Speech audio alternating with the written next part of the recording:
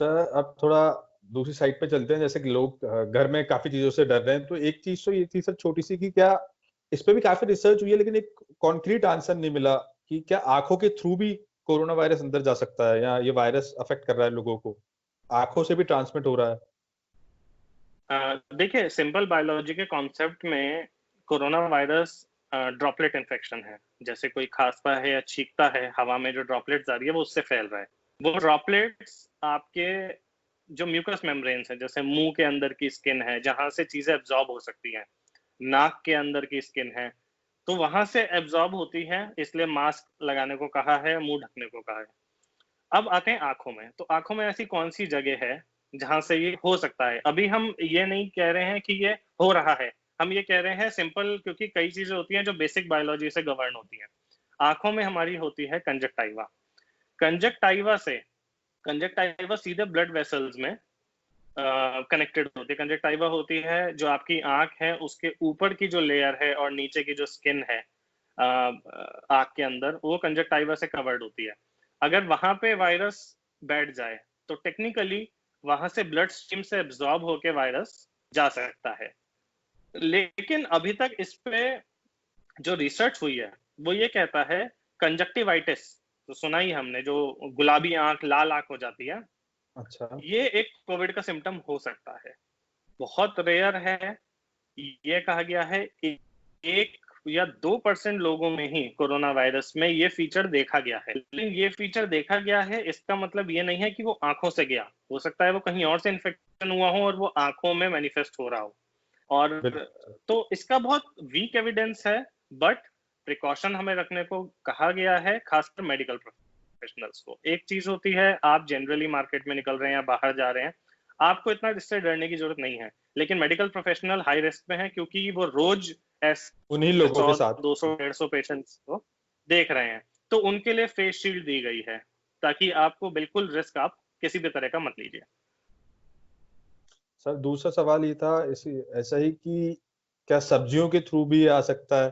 सब्जियों को किस तरीके से वॉश करने की जरूरत है, या जब हम उस सब्जी को पकाते हैं उसके साथ ही वायरस मर जाता है, ऐसा कुछ होता है? सब्जियों से और सामान से क्या रिलेशन है सर इसका? देखिए, इसका एक बहुत बेसिक, इसके भी दो कॉन्सेप्ट्स हैं। एक है जो बेसिक बायोलॉजी हमें बताती है, बेसिक डिसइंफेक्शन प्रोटोकॉल्स बेसिकली जो हमें बताते हैं, और दूसरा इस पर रिसर्च क्या कहती है। तो देखिए, पहले तो मोटी बुद्धि से चलें तो ये है, सब्जियों को धो के लाइए। तो अभी ये कहा गया है कि पोटेशियम परमैंगनेट सॉल्यूशन में, बेकिंग सोडा में, सिरके में, डिटर्जेंट तक में सब्जियों को धोया जा रहा है। सब्जियां लाते हैं लोग और इसमें इनको इन चीजों से धोते हैं, जो एक बिल्कुल। तरीके से ठीक है। लेकिन इसका एक नुकसान है। सब्जी, खासकर सब्जियां जैसे गोभी, ये बहुत पोरस होती हैं। इसमें बहुत गड्ढे, क्रेविसेस, ऊपर नीचे होता है, तो चीजों का फंसने का चांस रहता है। अगर आपने इसको डिटर्जेंट से धोया और डिटर्जेंट इसके अंदर गया, तो ऐसा बहुत मुश्किल है कि आप इसको इतना रगड़ के धोगे कि ये डिटर्जेंट निकल जाए। बिल्कुल तो सर, अंदर जाने के ये बाद भी चांस हो दिक्कत। सकता है आप बनाओ और डिटर्जेंट आप खा लो, तो एक वो रिस्क है। और ऐसा भी नहीं है कि पक्का, डिटर्जेंट का मेन कॉन्सेप्ट होता है उससे झाग बनना चाहिए, और ताकि वायरस डिटैच हो जाए। जो हमारा हाथ धोने का कॉन्सेप्ट है वो वही है। तो हम कितना कर पा रहे हैं, सिर्फ साइकोलॉजिकल सेटिस्फेक्शन है या सच में इससे फर्क पड़ रहा है, ये कहना मुश्किल है। तो जो गाइडलाइंस, रिकमेंडेशंस हमें ये कहती हैं, सब्जी लाइए, फल लाइए, उसको साफ चलते हुए पानी में धोइए, जैसे आप कोरोना से पहले धोते आ रहे थे। आपको बचना किस चीज से है? आपके हाथों से। वायरस लगेगा तो आपके हाथ में लगेगा, तब तक भी ठीक है।